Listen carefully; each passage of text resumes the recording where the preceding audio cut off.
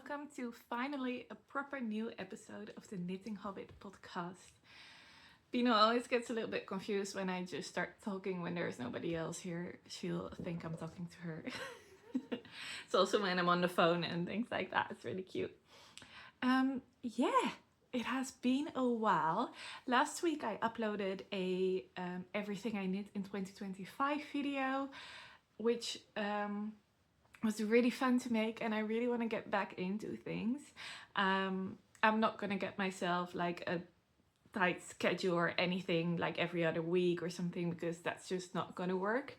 But I do want to film on a somewhat regular basis again. So yeah, let's see how it goes. I hope it will go well.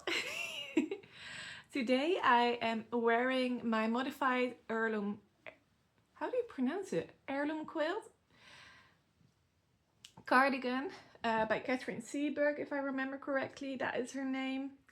I am, as usual, very unprepared. I haven't looked anything up. I'm just going with it.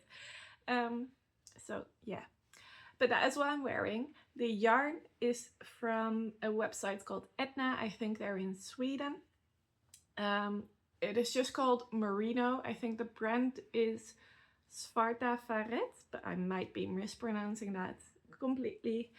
And the colorway is just black, and then all the little stars are all just scraps, old advent, anything like that.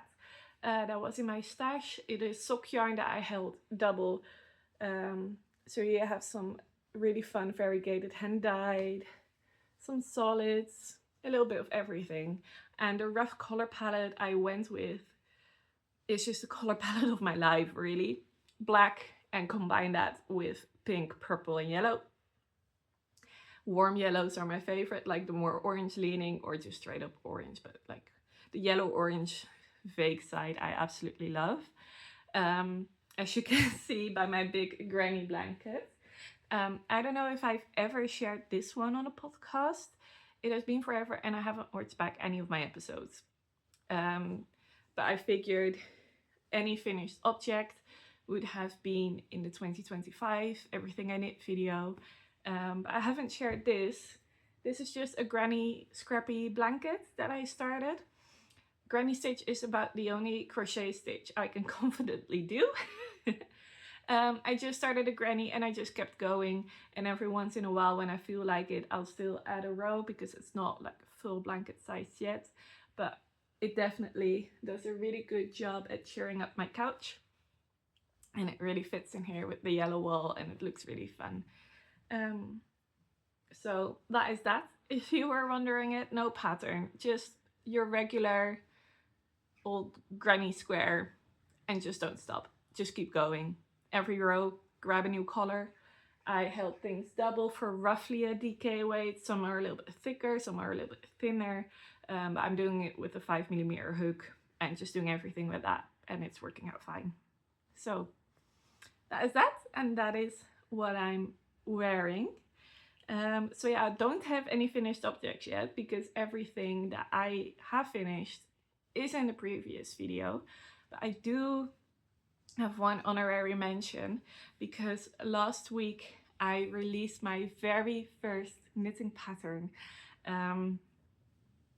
Yes, I'm going to be one of those podcasters turned designers, I think, but I'm really loving the process. I really enjoyed knitting up this, not only knitting up the scarf, but also writing out the pattern, organizing the test knits, just everything that comes with designing.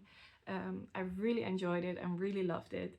So I really want to do some more with it. So more to come of that in the future. But for now, I just wanted to give a shout out to my first scarf, first pattern. It is the Bombadil scarf. If you have read Lord of the Rings, not watched it, but read it, you will know exactly who Tom Bombadil is. He is a merry fellow, as they say. And he gives kind of like hobbity vibes. Even though I don't think, or I'm not sure he is a hobbit, he might be human. I'm not entirely sure. He's like a vague little funny guy.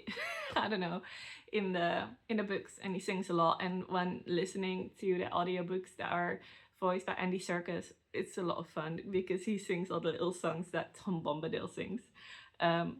Yeah, such a vibe. That whole character, such a vibe. And I feel like in the winter he would definitely wear a cozy little brioche scarf like this. So it's knit corner to corner. So I don't remember where I cast on because everything is bound off. But maybe here, I don't know. You cast on in a corner, you knit on the diagonal. That creates this diagonal line. Here there's a tiny little bit of stockinette to switch up between the two textures. A little bit of nature in my scarf. And then you get this brioche that also goes diagonal.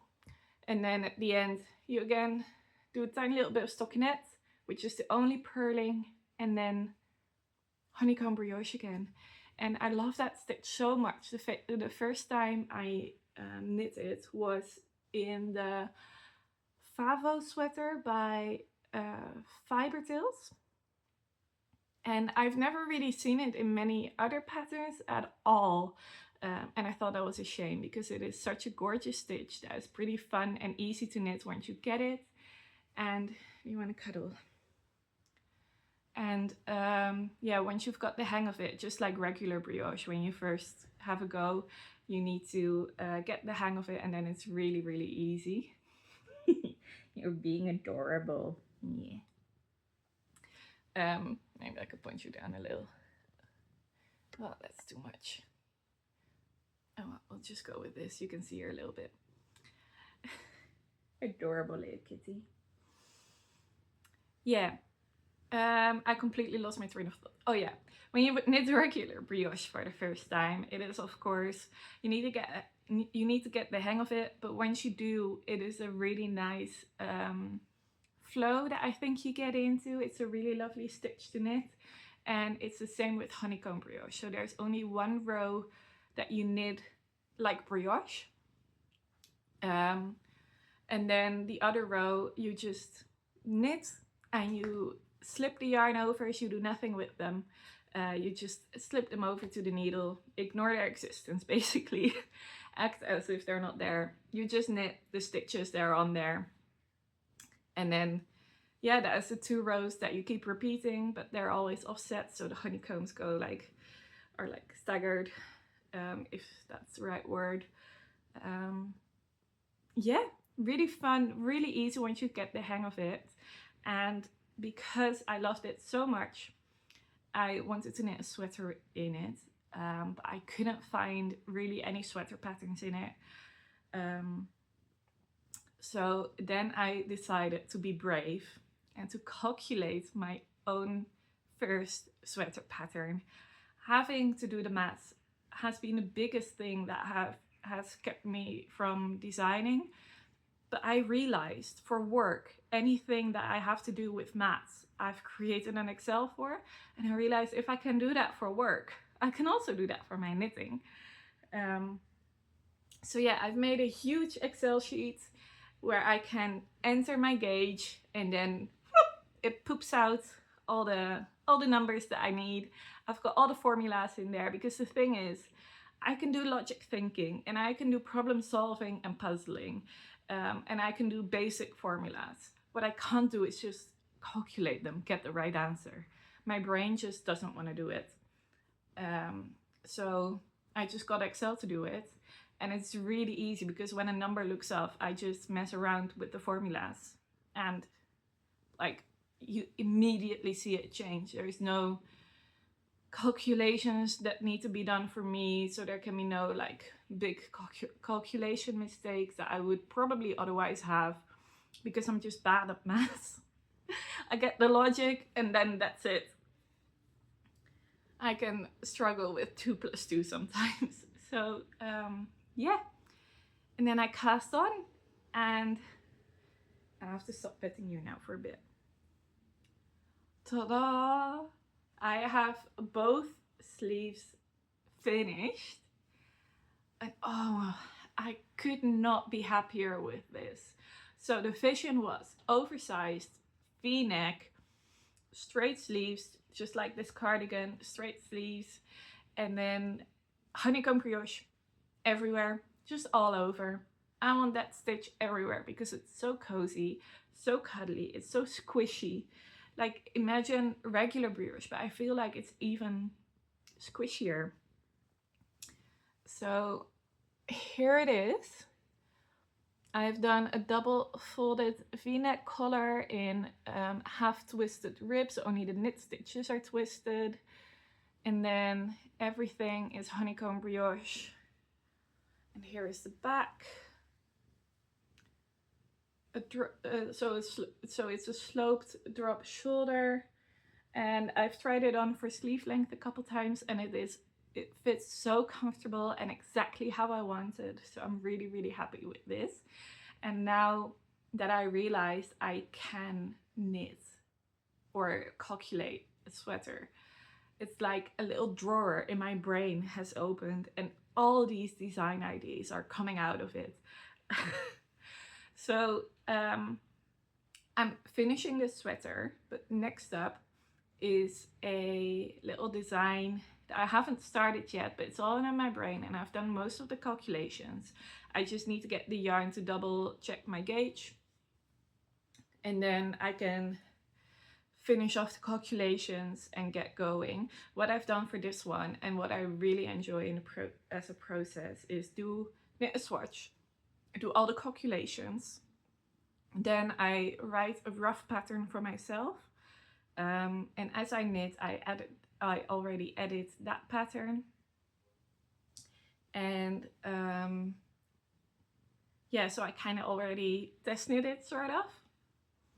And then once it is all done and ready to go to testers, I will finish it off, make all my, because I also add like little notes that are just for me in there, make them nicely so that other people can understand them and everything like that. And then it will be ready for testing. But yeah, I want to knit the other thing first because I think that will also be a really nice spring or summer knit. I will show you next time. I hope I have the yarn next time. I placed an order with the WIP yarn company today. They have this gorgeous casta lace, it's called. It's a lace weight woolly yarn, and I'm holding two different colors together, so I'm marling it. And I'm making a long sleeve version with that, but I also want to make a summery short sleeved version in a new yarn that we're getting at work. So I'm working at Knottevel, which is an online yarn store here in the Netherlands. We're located in Delft, and we only sell Lana Grossa yarn. And Lana Grossa this year is coming out with Tencel Lino, which is, I don't know the exact percentages, but I feel like it was like roughly half Tencel and then roughly half linen. And I really, really, really want to knit up the short sleeved version in that, so I have like a summer tee. Yeah, so that is, I think, the first thing that will go into testing and that will get released next up. For me, that will be the first garment. And then I have something else in the works together with a friend, but I don't quite know yet when or how that will go. I thought it would be fun for a birthday release. My birthday is the 17th of August, but that is still depending on so many things. So it might be like October or something before that comes out. We'll see. But then if that doesn't work for my birthday release, I think I will release this for my birthday. And otherwise, this will get released probably in September is what I'm thinking. Because the thing is, it is so cozy. It's quite like a thick fabric. I'm using a fingering weight yarn. I went on a whole tangent there. Now came back to this. I'm so sorry. But back to this. I'm using a fingering weight yarn and a mohair held together. So I'm using Wioletta 50 cashmere. 50, I'm so used to pronouncing it in Dutch, 50. The 50 just stands for that it's a 50-gram ball. They have Wioletta 50 and Wioletta 100. So 50 grams or 100 grams. But it's from Lana Grossa Wioletta cashmere. And this is the colorway 58. Bright pink, and I'm holding that together with a mohair, but not just your usual regular mohair. This one has a little bit something special because it is natural super good tweed. So this mohair, it's getting a bit blown out by the sun, I feel, but it has really tiny little specks of tweed in there, which gives such a fun effect.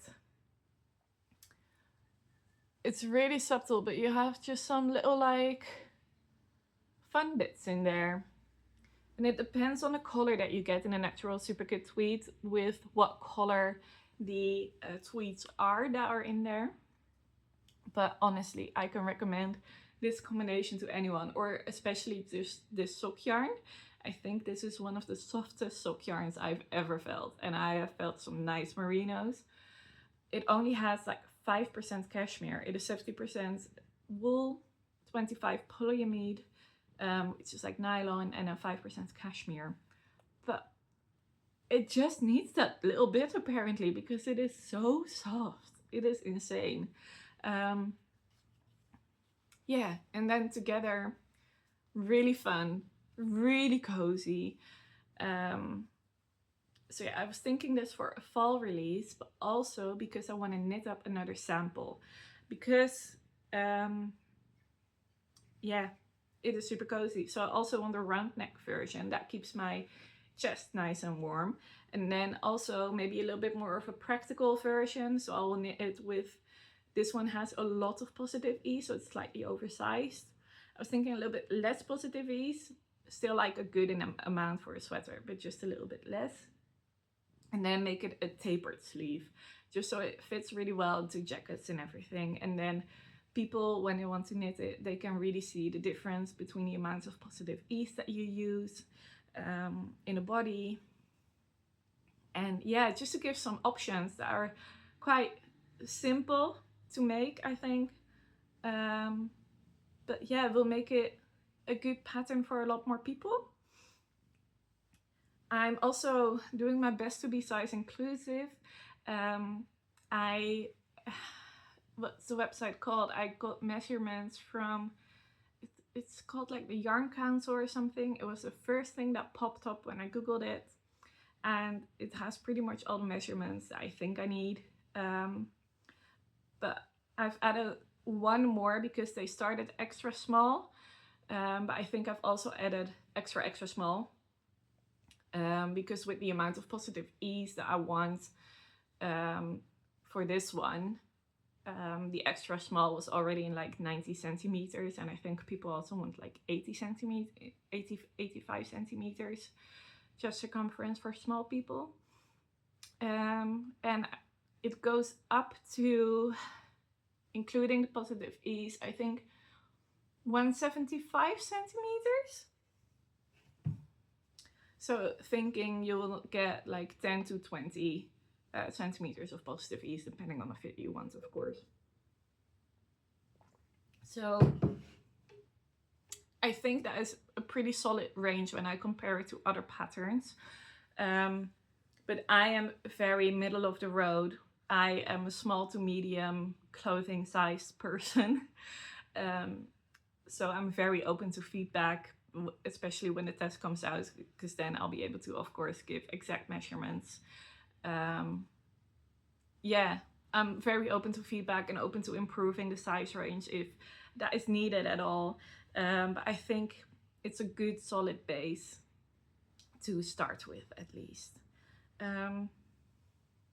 Yeah, so that is the Bombadil sweater. I am on the body, and I think I'll actually have it done within like a week because it's going pretty fast. yeah, that is my main WIP at the moment. Then I have 2 more WIPs to share with you.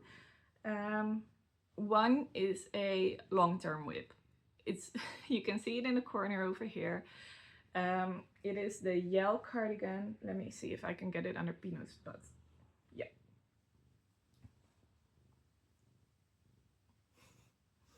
She's purring. I don't think you can hear it, but if you can, that's what you're hearing. Her loud purrs. Sweet little baby. She's only this cuddly with me, by the way. She hates other people. She'll attack my boyfriend, she'll attack my mom. She'll attack pretty much everybody that dares come into her vicinity. But with me, she's pretty good. And I don't mind that. You can just be my little snuggle bug. So yeah, this is the Yell cardigan. And I cast this on about a year ago, I think.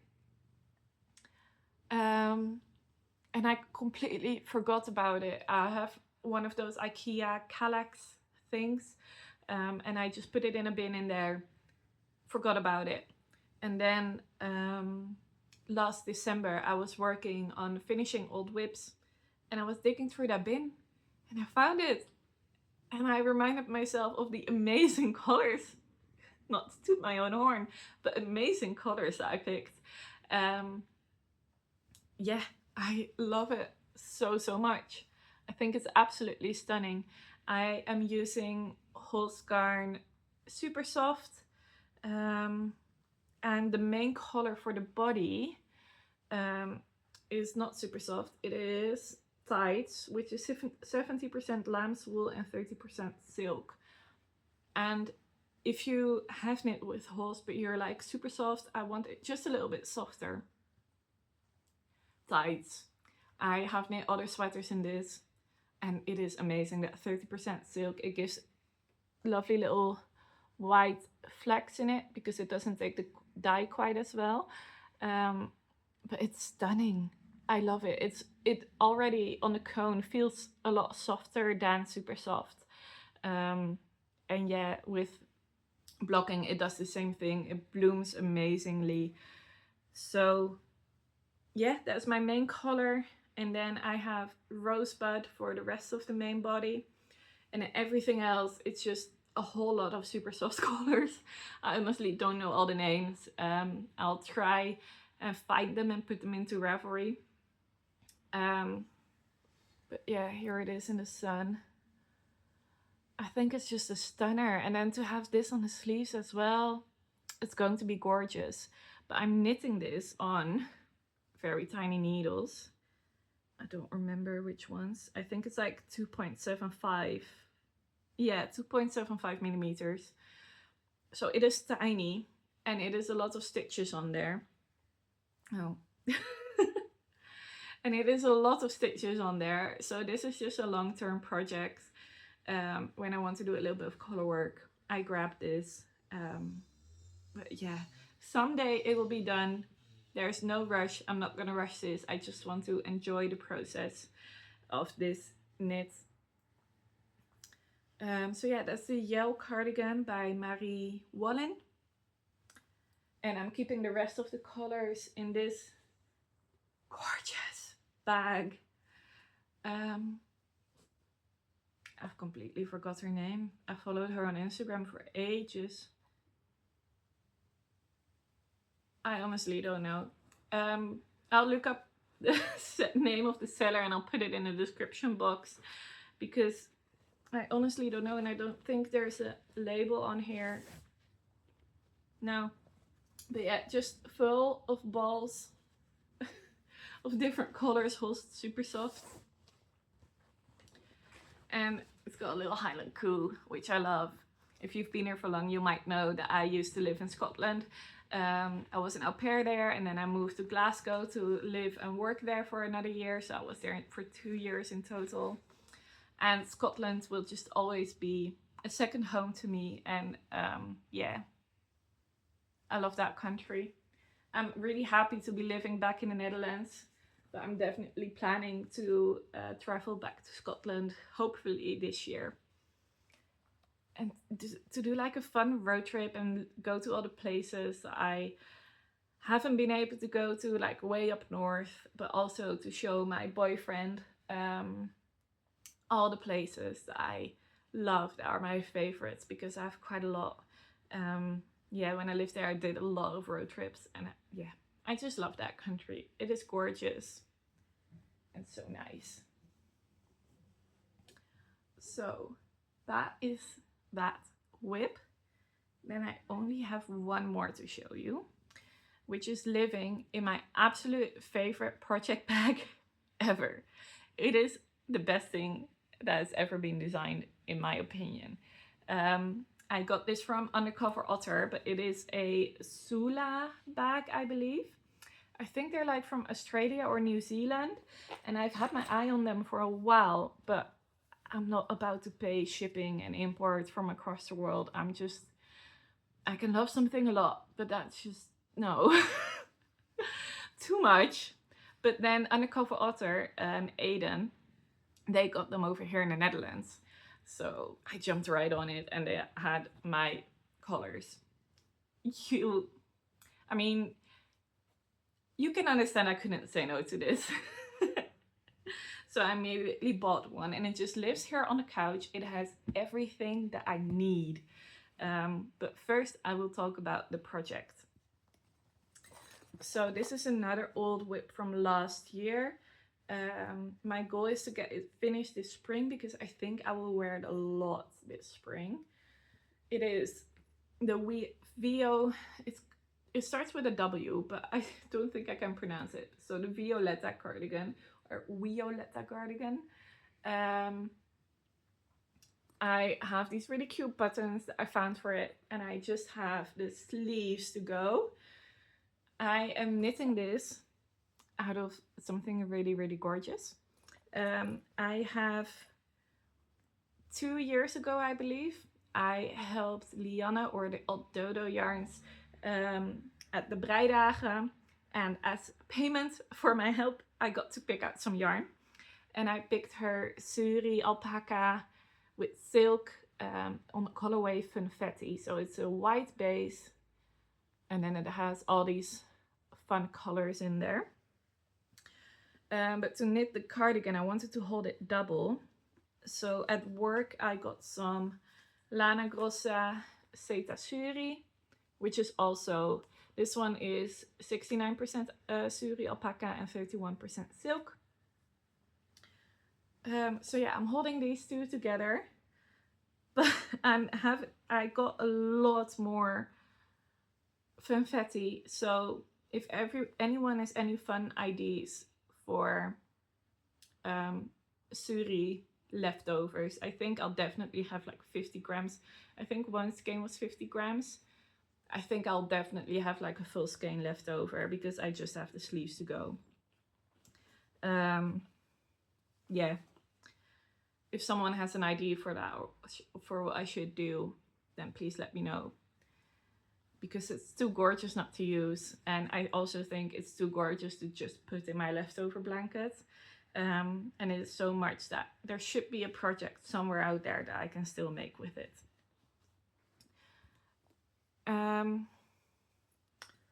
So yeah,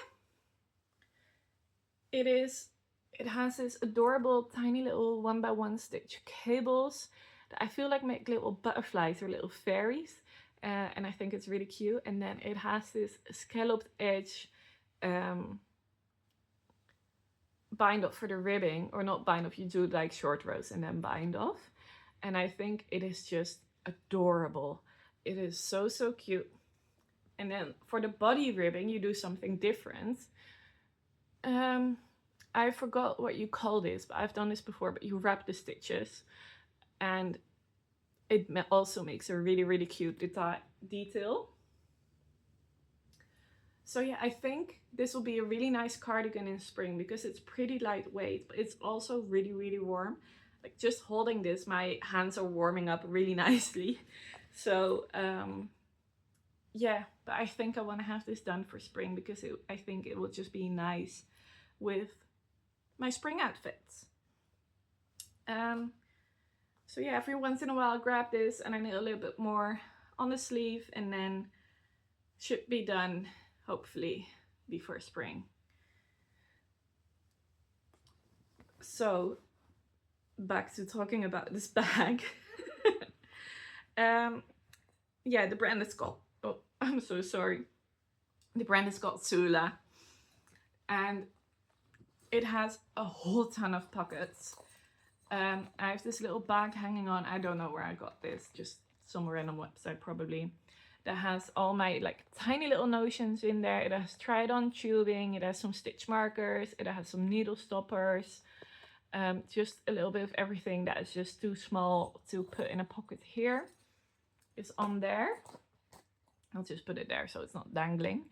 Then at the front here, I have all my different fixed small circulars for sleeves. They're sorted by size, so they go from small to large. Then I have some DPNs in this pocket. And where did I put that? Oh, and these pockets have nothing. Inside, there is a small pocket on the side that have my Child-Goo shorties. The fixed ones only go up to 5 millimeters. So I got this little set for the bigger needle sizes. And on the other side, on the inside pocket, I have this case from Mood, which holds a whole lot of stitch markers. Then over here, I got a little notebook that is an adorable little Moomin notebook, where I just jot down little design ideas, make a little sketch that I'm not that good at, so I'll only show them really quickly. Yeah, I keep that in here. Then my measuring stuff is in here, so I have this little one and then a bigger measuring tape. And then in here I currently have nothing. Over here, on the other side, I have just a little glasses WIP fabric thingy. The stuff to write in my little notebook with. There's a ink pen attached, but there's also a pencil and a fine liner for any drawings.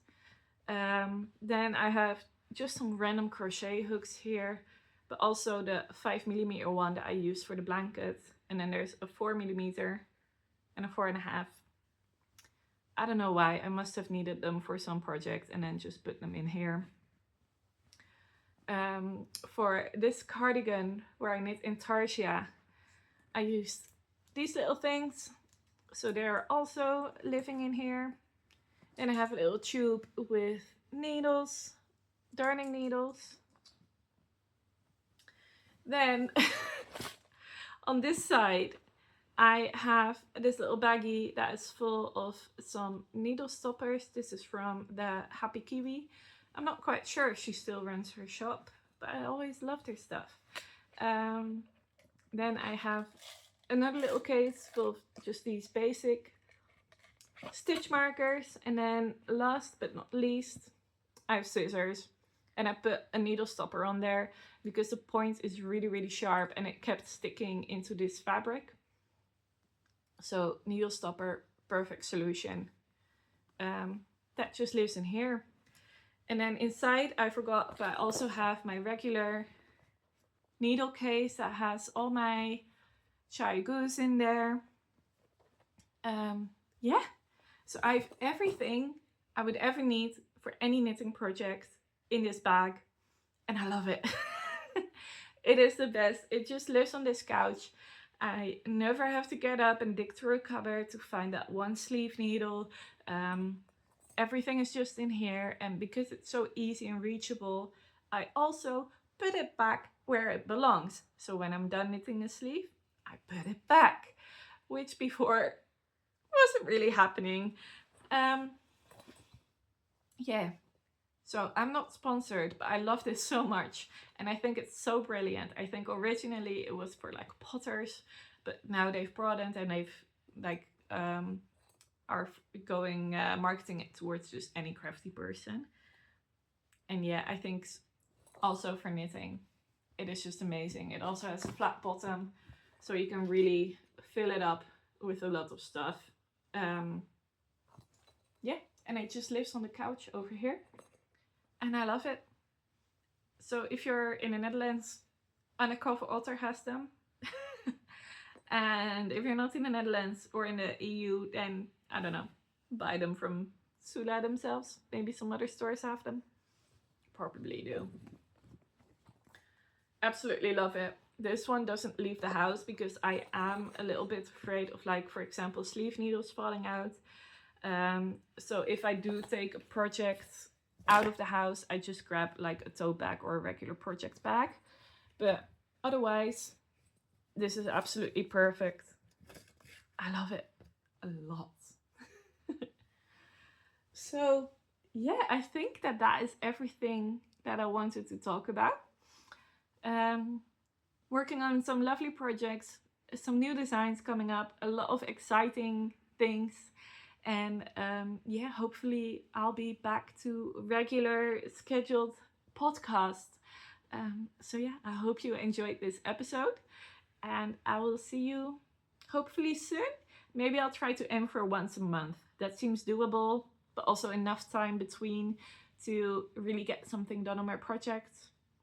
Maybe I'll aim for that. It might be more, it might be less, but I'll aim for once a month. I think that's a good plan. Okay, bye bye.